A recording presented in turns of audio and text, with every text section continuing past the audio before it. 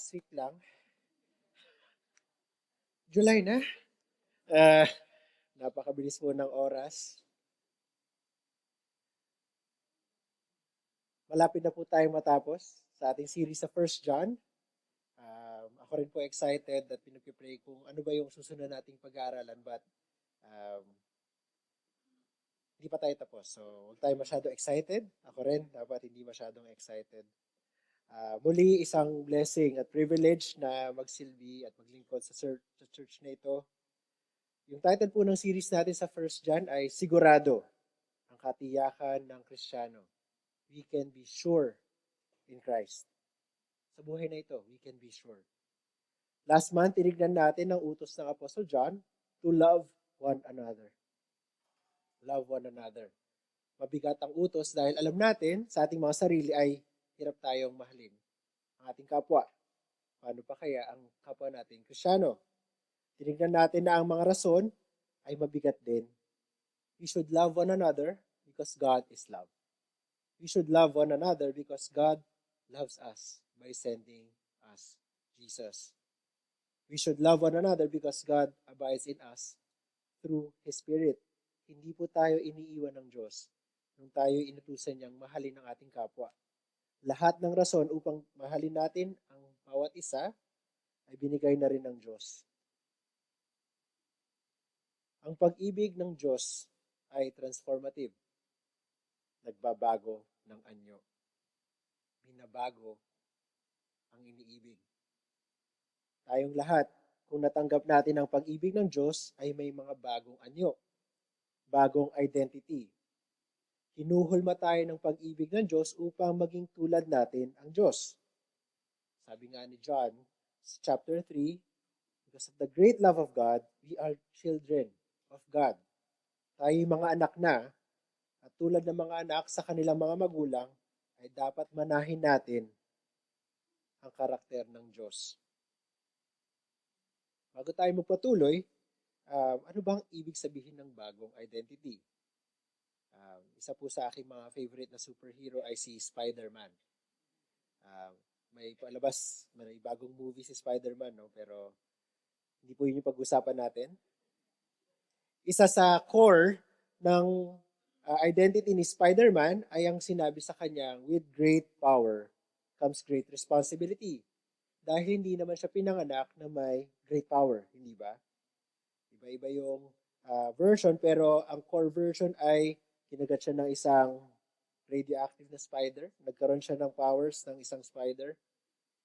At doon, nag-iba ang kanyang buhay. Meron siyang super strength, kaya niyang maglabas ng web sa kanyang katawan, meron siyang heightened senses. So nag-iba yung kanyang buhay dahil sa kanyang powers. At yung kanyang powers ay nagbago kung paano siya nabuhay. Meron nga siyang secret identity, di ba? Si Peter Parker at ang secret identity, si Spider-Man. Dahil sa kanyang great power, nagkaroon siya ng mga great responsibilities. Sa umagang ito, titignan natin na tayo rin ay may mga great responsibilities dahil merong great love of God sa buhay natin. Kailangan nating mag-respond sa great love of God for us. May mga katangian na dapat lumalago sa ating buhay kung tunay nga na ang pag-ibig ng Diyos ay nasa atin. Sinabi na natin nung una na may tatlong major na katangian: right faith, righteous living, at right love for one another. May iba pang mga bunga na titignan natin ngayong umaga. Ano ba ang mga bunga na ito? How are we to respond to the great love of God for us? May apat na bagay tayong titignan ngayong umaga. God's love for us brings about confidence, katapangan, integrity, obedience, and victorious faith. Basahin ko po ang ating passage if you have your Bibles with you. 1 John chapter 4, starting with verse 15 hanggang chapter 5, verse 5. Whoever confesses that Jesus is the Son of God, God abides in him, and he in God.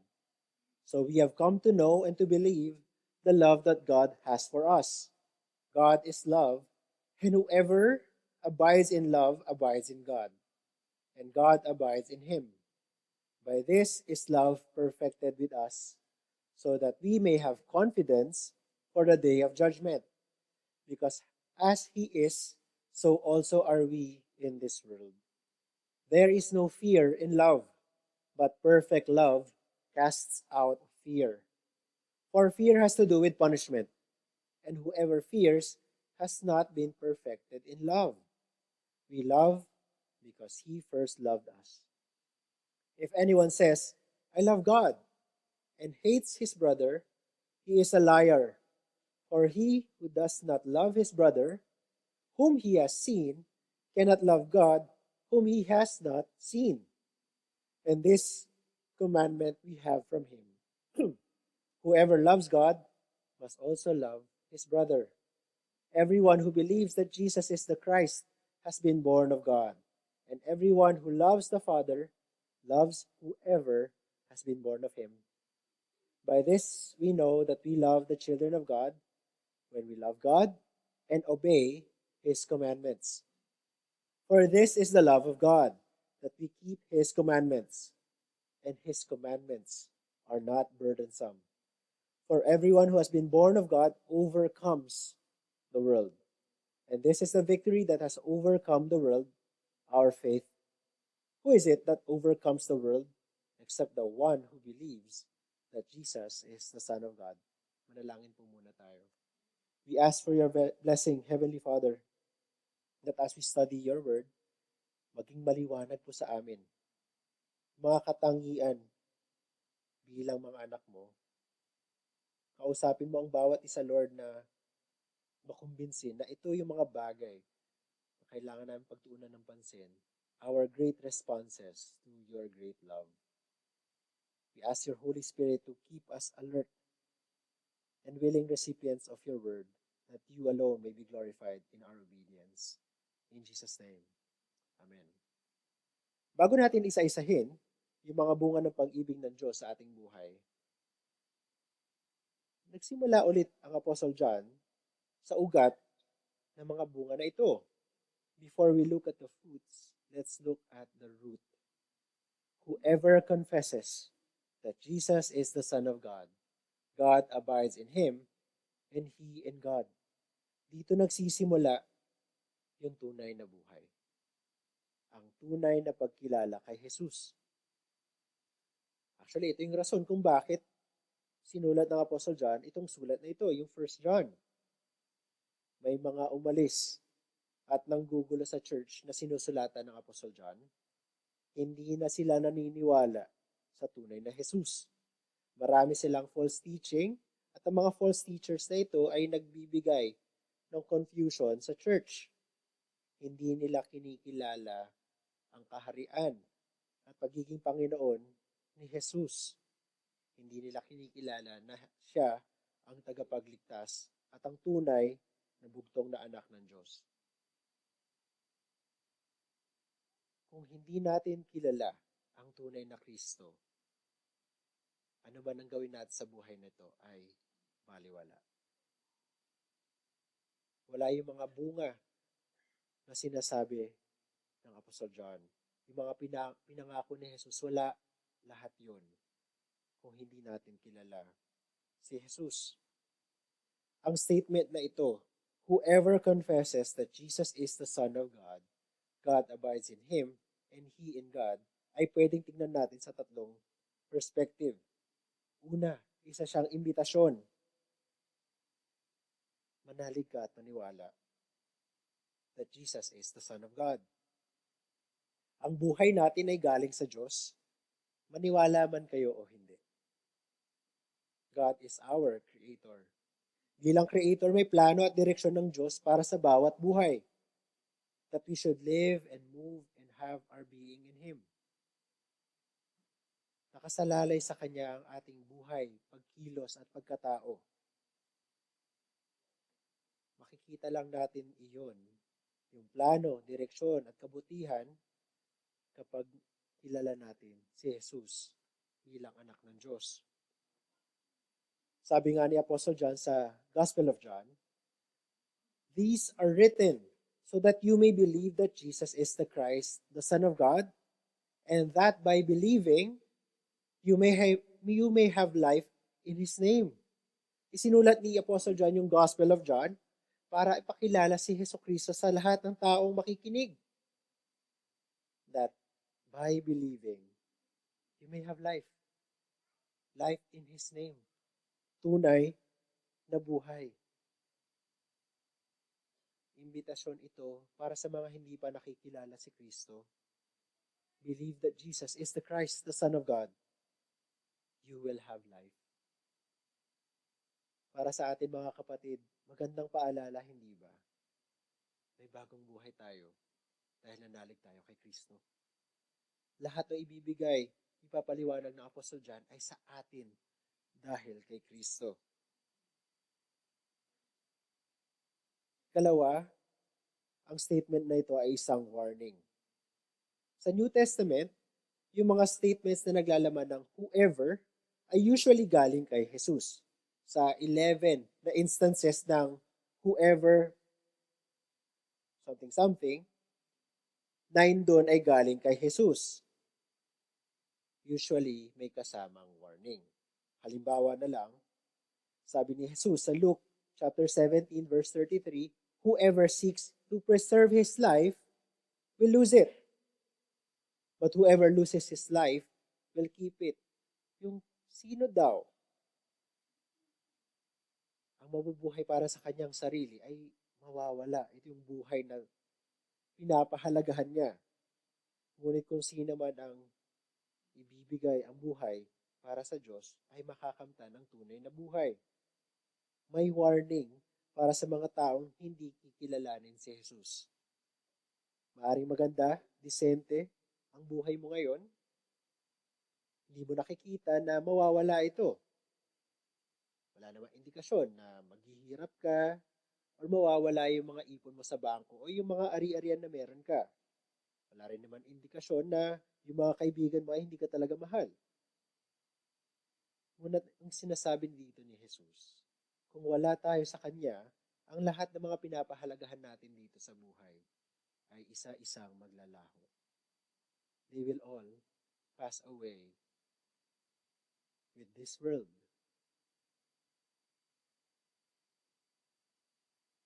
Mag-ingat. Ang mga hindi tatanggap sa imbitasyon ay walang tunay na buhay. May isang kasabihan, sitting in a church no more makes you a Christian than sitting in your garage makes you a car. No? Gaano man katagal tayo dito umupo sa church, hindi tayo magiging Christian. Kung yung joke nga ay umupo ka man sa garahe, hindi ka naman magiging kotse. Closeness, proximity, or nearness to the transforming work of grace. Proximity, yung malapit ka lang, is not a guarantee for personal transformation. Ikaw mismo ay kailangan manalig sa Diyos. You cannot be adjacent o katabi lang. Kailangan ikaw mismo. Sinasabi ko to para sa ating lahat. Alam ko yung iba sa atin ay lumaki sa mga Christian families. Hindi porket nakilala ni Jesus, nakilala si Jesus ng inyong mga magulang ay Kristiyano ka na rin. Hindi porket kasama mo mga kaibigan ay Kristiyano, Kristiyano ka na rin. Kailangan ikaw mismo ay manalig at manampalataya kay Jesus. You must personally confess that Jesus is the Son of God. Kailangan ikaw din mismo. So, una, invitation. Pangalaw, warning. Pangatlo, isa itong deklarasyon para lamang sa mga anak ng Diyos. This is who we are. God abides in us and we abide in God because we confess that Jesus is the Son of God. Ang ibig sabihin ng abide ay manahan, manatili. Nakatira na ang Diyos sa ating buhay. Yun po yung katotohanan natin. Hindi ba't ito yung magandang deklarasyon ng pangalan ni Jesus bilang Emmanuel, God with us. Nananahan ang Diyos sa atin kung tayo nga ay nakay Jesus. Ano bang ibig sabihin nito? Tayo nakikilala si Jesus, lahat ng gagawin natin ay galing kay Jesus. Tinuro ni Jesus at para kay Jesus. Hindi ba ito ang ibig sabihin ng Apostle Paul? Sa Galatians 2, in verse 20, sabi niya, it is no longer I who live, but Christ lives in me.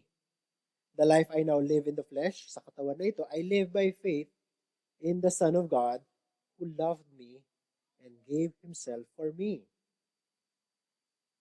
Dahil nananahan ang Diyos sa atin, bawat isip, bawat salita, bawat gawa, controlled and influenced by God.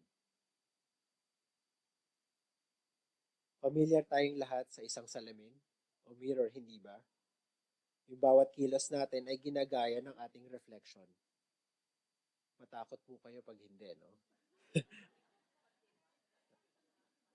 Kapag iba po yung ginagawa ng reflection mo, kausapin niyo po si Pastor Jay. Kapatid, tulad ng isang salamin, tayo ay mga reflection ng Panginoong Jesus. Ibig sabihin, kung ano ang isip, salita at gawa ng ating Panginoon, ay ganon din ang nakikita sa buhay natin. Whoever believes the Son of God, Jesus is the Son of God. God abides in Him and He abides in us. Ito yung katotohanan sa ating lahat. At dahil sa katotohanan ito, ay meron tayong 4 na responses sa kabutihang loob ng Diyos para sa atin. This is God's love for us. Binago niya tayo. Tingnan natin yung 4 na paraan to respond to God's love. 4 characteristics. Una, the fruit of confidence. By this is love, verses 17 to 19. By this is love perfected with us, so that we may have confidence for the day of judgment. For as He is, so also are we in this world. Ang bunga ng pag-ibig ng Diyos ay confidence o katapangan. Sa Greek, yung word na ginamit ng Apostle John ay naglalarawan ng kalayaan, freedom. Ang taong may confidence ay malayang magsalita, kumilos ng ayon sa kalooban ng Diyos.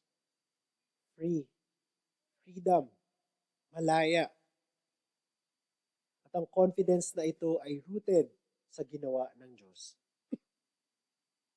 Matapang tayo sa buhay na ito, hindi dahil sa kaya nating gawin, ngunit dahil sa ginawa na ni Jesus para sa atin. Ang confidence na ito ay nirelate ng Apostle John sa Day of Judgment, so that we may have confidence for the Day of Judgment. Excuse me lang po. Kaya raw nating harapin ang paghuhukom ng Diyos dahil ang verdict ay not guilty. Yung punishment para sa ating mga kasalanan, kung tayo ay nakay Jesus, ay inako na ni Jesus. He is the propitiation for our sins. Sabi rin ni Paul sa Ephesians 1, in Him we have redemption through His blood, the forgiveness of our trespasses. Dahil sa pag-aalay ni Jesus, ito ang estado natin sa harap niya. Hebrews 10 verse 17, I will remember their sins no more. Walang aalalahanin na kasalanan ng Diyos laban sa atin. What a great reason for confidence, hindi ba? Hindi self-confidence o kayabangan dahil wala tayong ginawa. Si Jesus ang nagbayad. Tanong, posible bang may Kristiyanong namumuhay sa takot? Posible ba na sa pang-araw-araw ay nangangamba tayo? Maaari, hindi ba? Alam ko naranasan na rin natin ang takot at pangamba. Ngunit kung ito ay pang-araw-araw at tumagal na ng maraming taon, kapatid, baka hindi ka lumalago sa pag-ibig ng Diyos. Hindi mo inaalala na nananahan sa iyo ang Diyos. Ito ang ibig sabihin ng Apostle John, that this love is perfected with us. Ibig sabihin na kukumpleto, nagiging perfect, lumalago. Kung tayo ay walang confidence, then this love, the love of God, is not being perfected.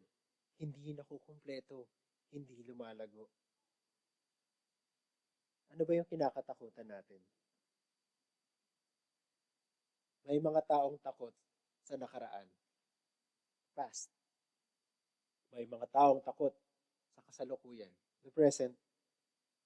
At may mga taong takot sa hinaharap, the future.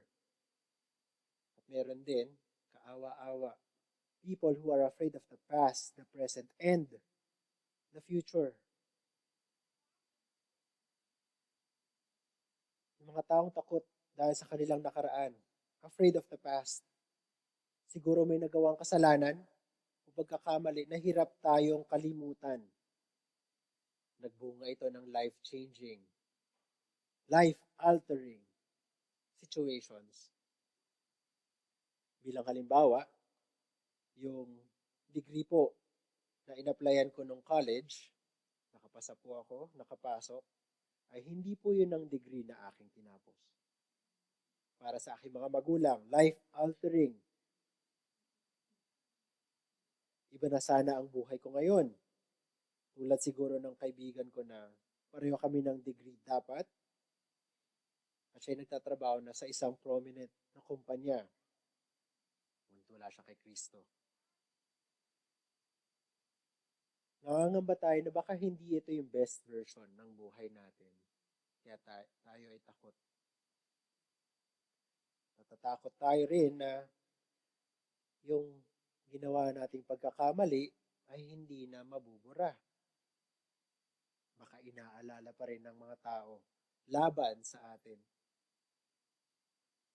Kung ikaw ay Kristiyano, nangangamba tayo dahil minsan inisip natin, kahit pinatawan na tayo ng Diyos, minsan naisip natin, pinatawad na nga, pero siguro hindi kakalimutan to ni Lord.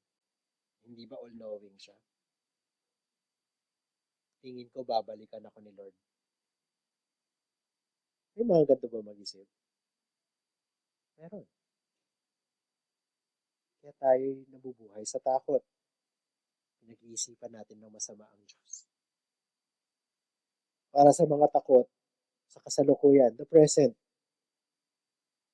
may mga taong anxious, balisa.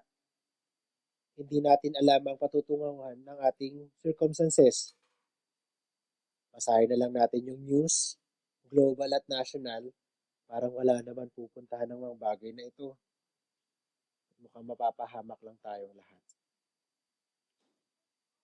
Higit pa riyan, nangangamba tayo para sa ating personal na mga buhay. Ano bang mangyayari sa akin? Mapopromote ba ako? Yung anak ko ba tatanggap kay Kristo? Yung mga kaibigan ko ba, gagalangin ako kahit Christian ako? Marami tayong pinag-iisipan kung bakit tayo ay nababalisa. Para sa ating mga Kristiyano, minsan nangangamba tayo dahil kahit alam natin na mabuti ang Diyos, nakita na natin sa nakaraan, in the past. Hindi natin lubos maramdaman ngayon. Hindi natin mapanghawakan dahil nagdurusa tayo sa kasalukuyan. We know that God has been good, but we fail to see that He is good right now. Whether meron tayong suffering or trial, takot tayo dahil hindi natin nakikita o nararanasan ang Diyos. Para sa mga takot sa kinabukasan, afraid of the future. May mga taong tinotorment ang kanilang mga sarili, kakaisip na mangyayari sa future. May tubig pa ba sa future kung uubusin ng mga AI data centers? Yung supply ng tubig natin ngayon.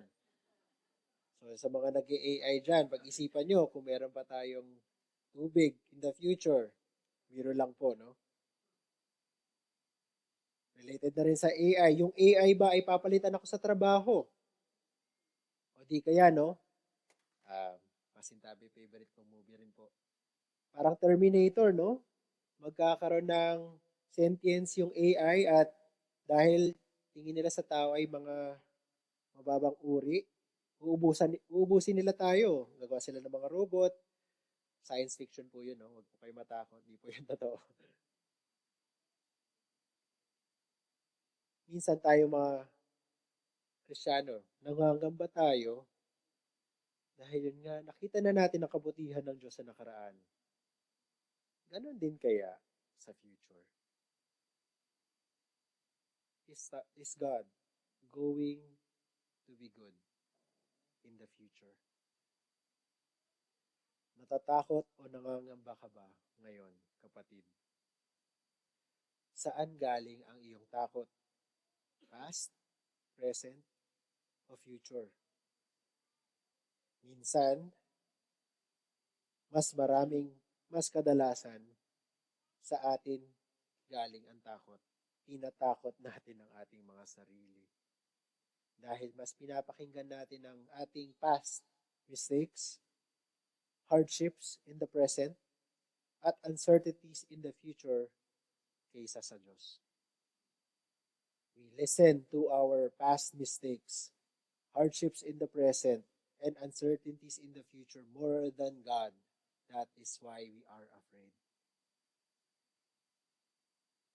Sabi ni Warren Wiersbe, a believer in Jesus Christ does not have to fear the past, present, or future, for he has experienced the love of God. And this love is being perfected in him day by day. End of quote. Yung pag-ibig ng Diyos lumalago sa buhay natin. Alam niyo ba na gusto ng Panginoong Diyos, ng ating Ama, na mabuhay tayo with confidence? Paano natin ito masasabi? He first loved us. Those words, yung katotohanan that He first loved us is meant to give us confidence. Hindi yung circumstances natin, hindi ating mga pagkakamali, hindi natin makokontrol ng mga mangyayari in the future. That God loves us should bring us confidence. At kaya nating harapin ang day of judgment o ang araw ng ating kamatayan even dahil sigurado tayo na yung kasalanan natin sa past, sa present, at kahit sa future ay ipinako ni Jesus sa krus ng Kalbaryo. He is the perfect substitute. He is the perfect high priest. He is the Savior of the world. And this perfect love should cast out fear. Wala tayong rason para matakot. Malaya tayong mabuhay. Mahalin ng Diyos ang isa't isa. Upang bigyan pa ng kumpiyansa tayong lahat. Naalala niyo ba yung binanggit ng Apostle Paul? May tinanong siya sa Romans 8. Who shall separate us from the love of Christ? Meron ba? Meron ba makapag-aalis ng pag-ibig ng Diyos para sa atin? At yung mga binanggit ni Paul ay hindi problema. Ito'y malalaking mga ideya. Tribulation, distress, persecution, famine, nakedness, danger, sword, patayan. Sabi ni Paul, wala. Wala.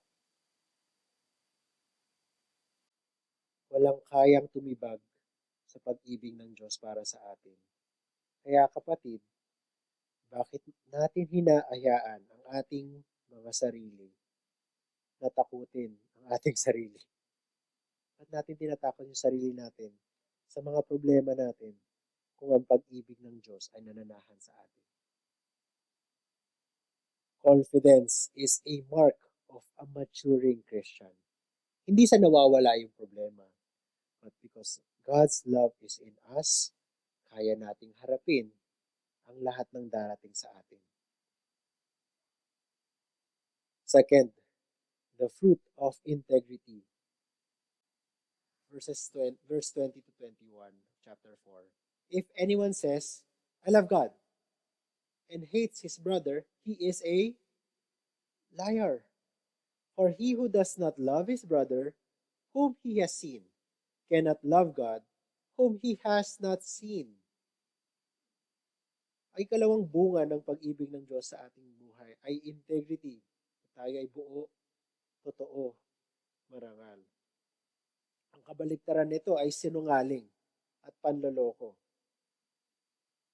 Ito yung integrity. What you are, what you believe, is what you say and what you do. What you believe is what you say and do. Hindi kailangan magpanggap kung ano ang nasa private, yun din ang nasa public. Hindi natin kailangan ng PR or media training para pagandahin ang ating mga imahe. Naalala natin, si Spider-Man, hindi ba? Ito ay isang secret identity ni Peter Parker. Bakit hindi niya kayang ipalabas na siya nga si Spider-Man, hindi ba? Hindi po tayo dapat ganito. Pag Sunday, pag Bible study, pag may fellowship, Christian ako. Sa trabaho, hindi ako Christian, di naman nila alam eh. Yun po ay kabaliktaran ng integrity. Kung Kristiyano ka sa buong linggo. Sa panghalimbawa ng integrity ay yung mga kaibigan ng Prophet Daniel. Alam niyo po ba yung kwento? Yung Haring Nebukadnezar ay nagpatayo ng isang malaking rebulto na dapat lahat daw ng tao sa kanyang kaharian ay sumamba kapag oras ng pagsamba. Nakita ng mga usisyoso na mga kaibigan ni Prophet Daniel hindi sumasamba. Isumbong natin sa hari. Pinatawag sila ng hari at tinakot sila na sila ay susunugin sa furnace kung hindi sila sasamba sa rebulto ng hari. Anong ginawa nila? Nagbago ba kanilang paniniwala nung tinakot na silang mapatayin sila? Hindi. Nanindigan sila. Nanindigan sila sa Diyos at sinabi pa na kahit hindi sila iligtas ng Diyos, dahil walang utang ang Diyos sa kanila, o kahit sino man sa atin, hindi nila sasambahin ang mga Diyos-Diyosan. Yan ang integrity. Paninindigan, hindi pa bago-bago. Yung phrase na ito, itong statement na ito ng Apostle John, ay actually isa sa mga paborito niyang gamitin. Yung if anyone says, lagi niya ditong tinutukoy o tinutumbok yung mga mahilig mag-pretend. Mabago-bago. Sa mga young ones, ONCE, alam niyo ang awiting The Great Pretender, hindi ba? Hindi ko na po inabutan narinig ko na lang po. Oh yes, I'm the great pretender, pretending that I'm doing well. My need is such, I pretend too much. I'm lonely, but no one can tell. Magaling manloko. Magaling magpanggap. Yun po ang kabaliktaran ng integrity, nagpapanggap. Related ito sa sinabi ng Apostle John yung kanyang utos to love one another. Kapag sinasabing nating mahal natin ang Diyos at hindi natin mahal ang ating kapatid, tayo raw ay nagpapanggap. Tayo raw ay sinungaling. Bakit? Ang ginagamit na argument ng Apostle John ay tinatawag na from the lesser to the greater. Ibig sabihin, kung di mo kayang gawin yung lesser requirement, ay hindi mo kakayanin gawin yung greater requirement. Sa kaso na ito, kung di mo kayang mahalin yung iyong kapatid na nakikita mo, the lesser requirement, paano mo sasabihin kakayanin mong ibigin ng Diyos na hindi mo nakikita the greater requirement? Para sa Apostle John, imposible. Kaya kung mahal natin ang kapatiran, ito po ay marka na buhay ang Diyos sa atin. Dahil imposible natin gawin yun. Yun yung sinasabi ng Apostle John.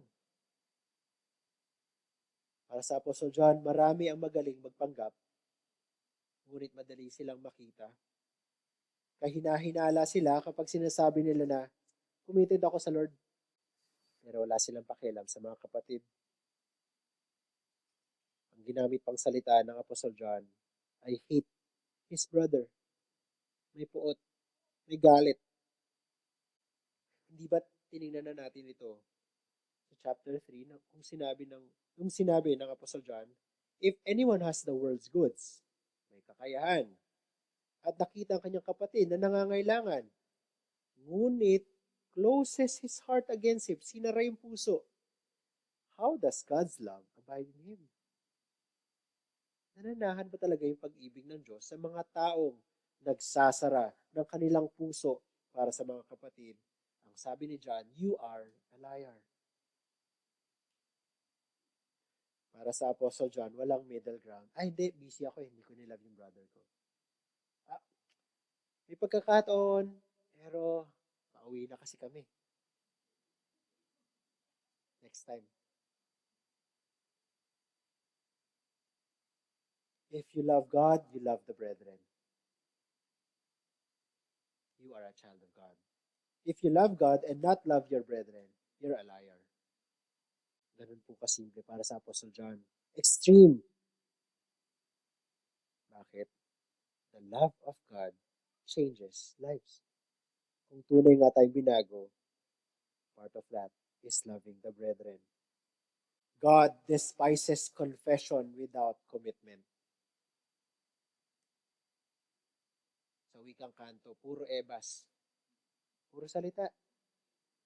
Walang integrity. Walang commitment. At hindi lamang ito para sa Apostle John ay logical outflow dahil ito yung ginawa ng Diyos, ito yung gagawin natin. Sinasabi niya dito, utos mismo ng Diyos na mahalin natin ang bawat isa. True love for the invisible God leads to loving our near and visible brothers and sisters in the church. Utos ito ng Ama. Pangatlo, dahil ito ay isang utos, the fruit of obedience, kailangan malaya tayong sumusunod sa mga utos ng Diyos. This is the love of God, that we keep His commandments. Kailangan ko pa pang explain? Napakaliwanag ng sinabi ng Apostle John. Yung love of God leads to keeping God's commandments. Pakinggan natin yung sinabi ng Panginoong Jesus sa John 14, verse 15. If you love me, you will keep my commandments. It's a parallel. Simplihan na natin. If you love God, do what God says. If you love God, do what God says. Obey. And this is why it's important to study God's Word. We need to know what God says. We need to know what God is teaching us, instructing us to do. We need faithful teaching so that we can be faithful in obeying.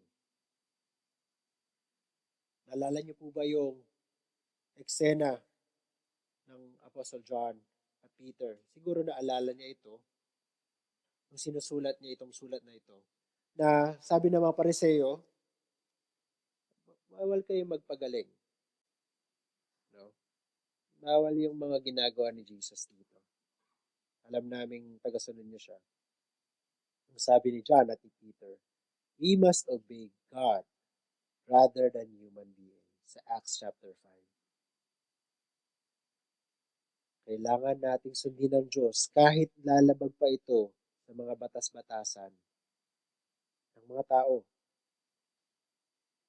Pinapaalala ulit sa atin ng Apostle John na ang bunga ng obedience ay nanggagaling sa isang love relationship with God. We love, we obey. For this is the love of God, that we keep His commandments. Bibigyan ko po ng diin yung huling statement ng Apostle John sa verse 3. This is the love of God, that we keep His commandments, and His commandments are not burdensome. Because to love is to obey. Who do you love? Isipan ninyo. 10 seconds. Hindi ba't madaling gawin ang isang bagay para sa taong mahal mo? Hindi ba't agad-agad mong gagawin yung mga bagay na alam mong magpapasaya sa kanya? Hindi po ito paalala sa mga may anniversary ngayong buwan. Because love is expressed in doing. Specifically, love is expressed as doing what God says. When we love God, we do what He says.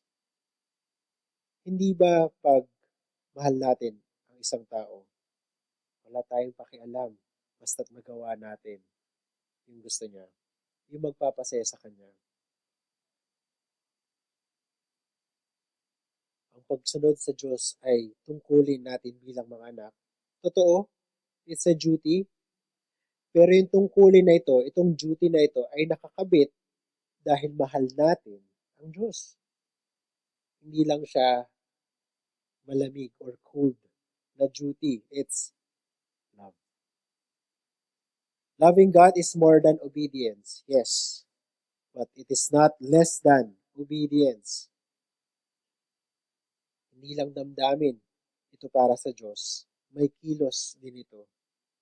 We cannot say we love God without obeying God. We love God, we obey God. We obey God because we love God. Ang ikalawang statement ng Apostle John, His commandments are not burdensome. Ang burden ay pabigat. Yun po yung ibig sabihin nun. Dahil ito ay mabigat, ito ay malupit. Walang awa. Hindi siya rumerespeto ng tao. Isa siyang bigat lang talaga. Maraming tao, ito ang tingin. Sa Christianity, puro utos, mabigat, laging bawal, malupit, mapang-api, at hindi mapagpalaya. Para sa marami, Christianity is burdensome. It's not freedom. Minsan, hindi ba, mga kapatid, may mga pagkakataon, ganun din tayo mag-isip na mabigat ang utos ng Diyos. Hindi ko po sinasabi na madaling sundin ang mga utos ng Diyos. Ako rin po, lahat tayo ay naghihirap. Nakikita natin yung kahirapan mag-obey. Ngunit si Jesus po mismo ang nagsabi, my yoke is easy. My burden is light. Sa Matthew 11, verse 30. Ano ba yung sikreto? Yung konteksto ng sinabi ng Panginoong Jesus, come to me. Come to me. Sabi ng isang author, the closer one gets to God, the more delightful God's moral guidelines become. Sa ating paglapit sa Diyos, habang tayo nagiging close sa Diyos, nagiging magaan ang kanyang mga utos. In short, the more we love God, the more His commandments become light. Walang mahirap sa isang taong nagmamahal. Lahat gagawin, mapasaya lamang ang minamahal. The same principle applies. The more we love God, the more we experience that His commandments are light. Gusto natin siyang gawin. Nararanasan natin na mabigat ito kung tayo ay malayo sa Diyos. Kapag nanlalamig ang ating pag-ibig, mas iniisip natin na mahirap, abala, hindi ba? At ba kailangan maging honest? Mas mahirap kayang kumita. At ba kailangan maging compassionate at truthful? Magko-comment nga ako sa comment section na to na mali tong taong to eh. O ikakat ko, ang bagal naman magmaneho. Mga trivial na example, pero are we obeying God because we love God? Kasi kung nanlalamig yung ating pag-ibig, bibigat at naiisipin nating abala ang sumunod sa Diyos.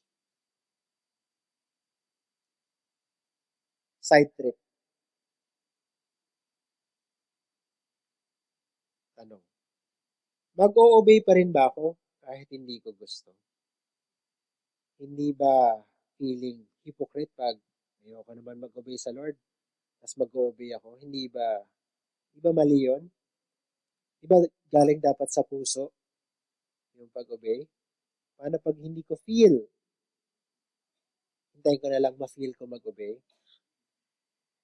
Ito yung sikat na idea sa mundo, yung pagiging authentic, quote-unquote authentic. Kung anong feel mo, yun ang gawin mo. Ang feelings daw ang magpapasya kung ano yung totoo. Alam natin yung application na ito sa mundo natin, hindi ba? Kung hindi mo feel, mag-o-obey ka ba? Oo. Bakit? Kahit hindi ko feel, ano ba ka nakasalalay? Para saan ba? Kahit hindi natin ramdam o feel mag-obey, kailangan natin mag-obey. Bakit? Dahil mahal natin ang Diyos. Yun yung rason. Mas nananaig na mahal natin ang Diyos. Hindi ito tungkol sa ating feelings. Tungkol ito sa relasyon natin sa Diyos. Actually, sinagot na ni Jesus yung tanong na ito. May ginamit siyang talihaga, parable, sa Matthew 21, verses 20 to 32. Marami siguro sa atin ang nakakaalala. Sabi niya may 2 anak na lalaki. 2 sons. Inutusan sila ng kanilang tatay magtrabaho. Yung una, sabi niya, "Son, go and work today in the vineyard." Sabi ng anak, "I will not." But later changed his mind and went. Ayaw. Pero, nag-obey. Kalaunan. The father went to the other son and said the same thing. Itong anak na to, sabi niya, "I will, sir." Feel niyang mag-obey. Pero nangyari, he did not go to the vineyard. Tanong ni Jesus, which of the two did what the father wanted? The first or the second son? Sabi ng mga nakikinig kay Jesus, the first. Tama sila. Yung hindi feel mag-obey, pero nag-obey, yun yung gumawa ng kagustuhan ng kanilang ama. Actually, yung parable na to ni Jesus ay parinig sa mga Pariseo. Yung sabi nilang committed sila kay Lord. At kinokomenta ni Jesus na yung mga tax collector, mga prostitute, yung tingin nila ay mababang commitment kay Lord. Actually, baka walang commitment kay Lord dahil masama ang kanilang mga trabaho. Dahil nung nakita nila si Jesus ay nagbago ang kanilang isip at sumunod sa Diyos, sila daw ang tunay na obedient. Hindi yung mga nagsasabing obedient sila pero hindi naman nakikinig kay Jesus. Kahit hindi mo ramdam, kapatid, sundin natin ang Diyos dahil mahal natin siya. Actually, yung hypocrite ay yung ikalawang anak. Sabi niya gagawin niya, pero hindi niya ginawa.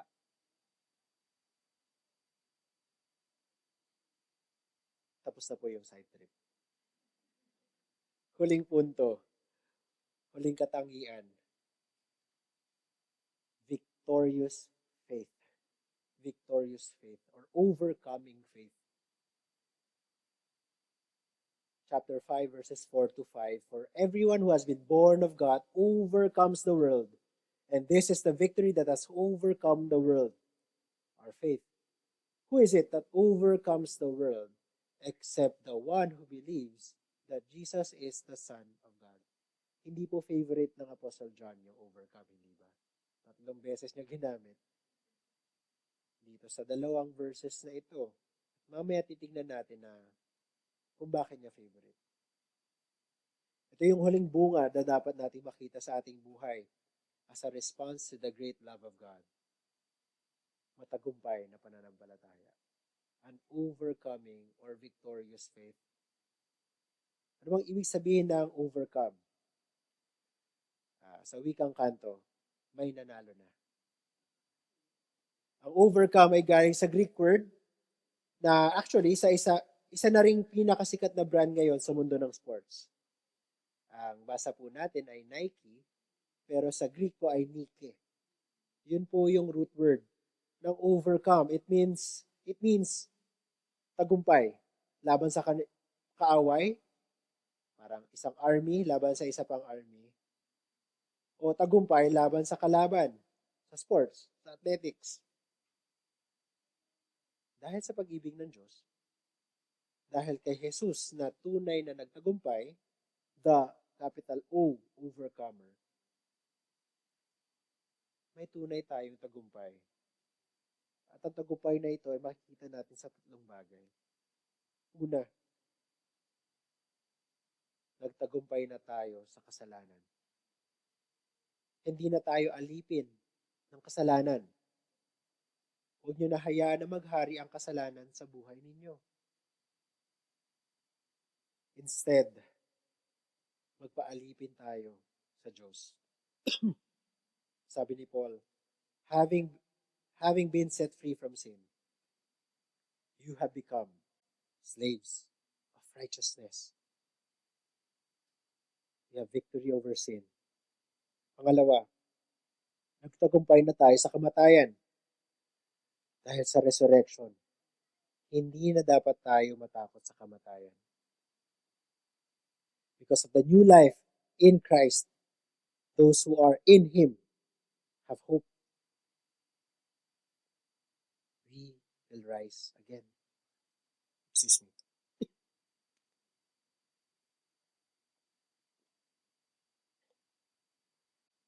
Tayo rin, tulad ng Panginoon, ay babangon muli sa kamatayan at mamumuhay sa presensya ng Diyos for eternity. Sabi nga ni Paul sa 1 Corinthians 15, the sting of death is sin. The power of sin is the law.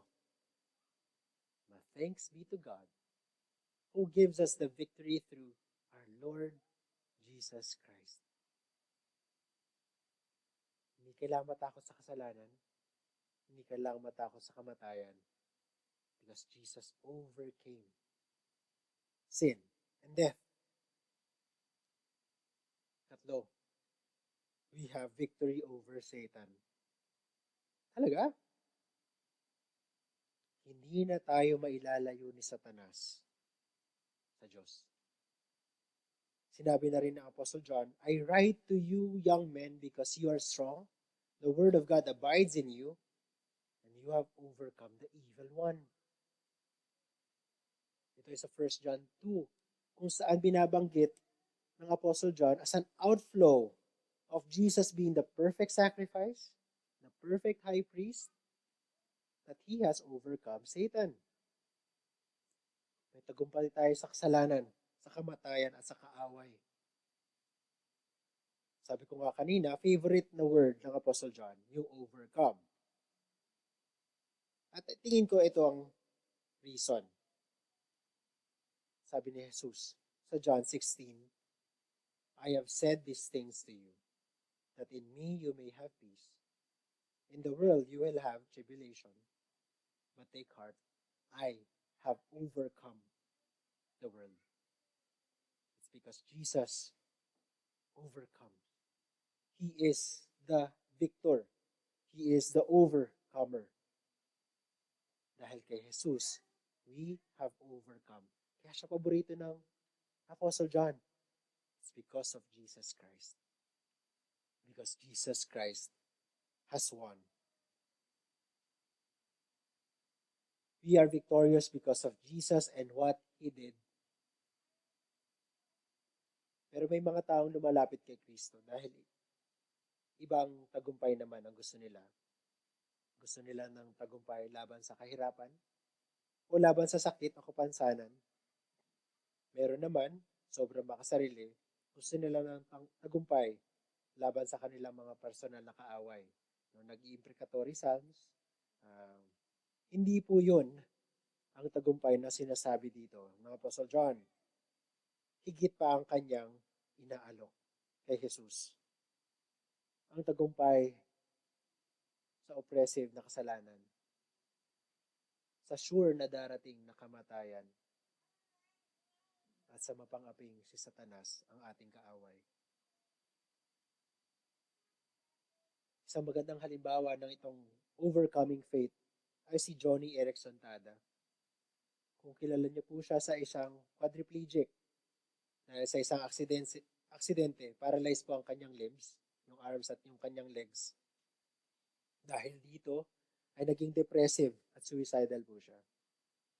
Ngunit nakilala niya si Jesus. Isa sa mga paboritong quote ni Johnny ay ito, God permits what He hates to accomplish what He loves. God permits what He hates to accomplish what He loves. Naniniwala si Johnny na ang kanyang kapansanan, kahit yung aksidente na napakasamang pangyayari sa kanyang buhay, ay paraan ng Diyos upang mapalapit si Johnny sa Diyos. Upang mas maging matibay ang kanyang pananampalataya at patanggal ang anumang yabang sa kanyang sarili. Hindi niya kailangan ng victory laban sa paralysis kung ito ay magiging source lang ng kayabangan. Ang gusto lamang ni Johnny ay ang kanyang tagumpay ay galing kay Kristo.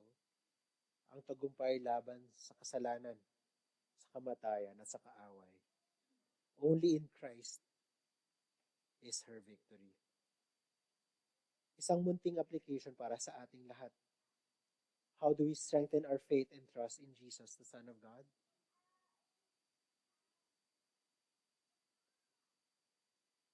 Paano po tayo mag-pray?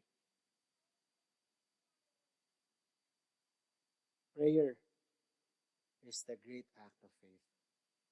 Sabi ni Warren Wiersbe, the place to begin is not in some daring, dramatic experience. The place to begin is in the quiet, personal place of prayer. End of quote. Ang ating faith ba victorious, overcoming when we pray? Sa ating pananalangin, nasusubok kung nagtitiwala nga ba tayo sa Diyos. Kung malamig ang ating pananalangin, indikasyon nito na nanlalamig din ang ating pag-ibig sa Diyos. Alalahanin natin na ang tagumpay ay nakamit na ni Kristo.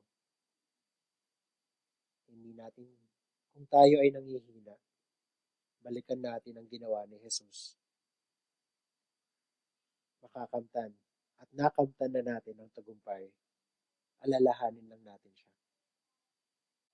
To end, napansin niyo ba yung ating passage ay umiikot kay Jesus? Kung sino siya at ang kanyang mga ginawa. Jesus is not merely the center of our faith. Kung wala si Jesus, everything collapses. There's nothing. Without Christ, there is no Savior of the world. There is no God with us, God abiding, God dwelling in us. There's no confidence because judgment is still coming. There is no born in God. There is no overcomer because there is no Jesus.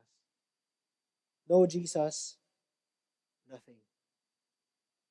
Our assurance ultimately rests upon Jesus, the Son of God, the Savior of the world. He is the object of our right faith, the pattern of our righteous living, the example of loving the brethren, the one who is truly confident, whole, and with integrity. He is our overcomer.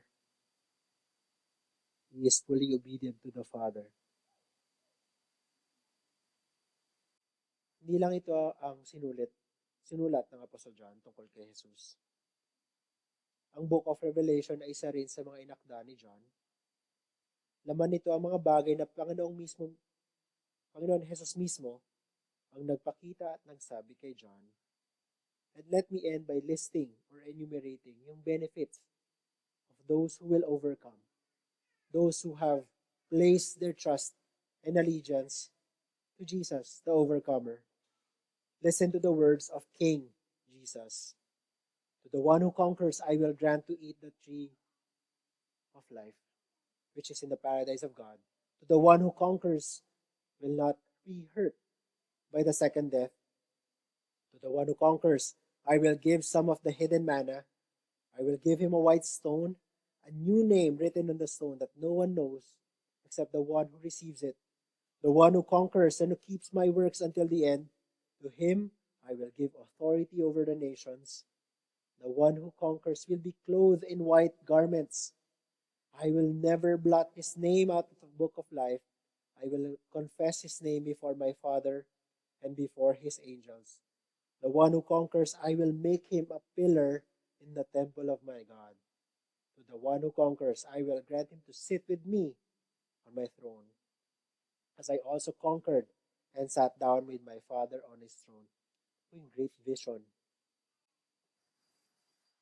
ng Haring Jesus sa lahat ng mga matagumpay, lahat na nanampalataya sa Kanya. Mga kapatid, hindi ito balato, hindi siya consolation prize. Kung sa buhay na ito ay hindi marangya ang ating pamumuhay, o hindi natin makakamtan ng lahat ng tingin natin gusto natin o kailangan natin. Ngunit sa darating na panahon, ang pangako ng Haring Jesus, higit pa sa kayamanan ng mundong ito, ay mapapasa atin dahil sa Kanya at sa Kanyang mga ginawa.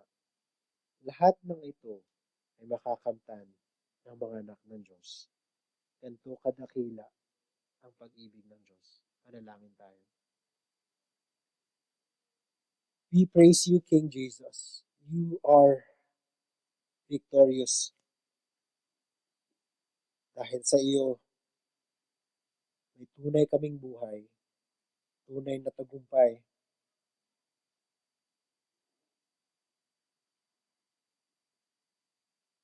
No one can separate us from the love of God in Christ. This is true. May we hold on to this truth. Lalo na kung naghihirap kami, Panginoon, nagdurusa o nanghihina. No one can separate us from the love of God. May we bring fruits of confidence, integrity, joyful obedience, and an overcoming faith, because so great is your love. because your love is great, may our response be great as well for your honor and glory in Jesus' name. Amen. Magandang umaga po ulit.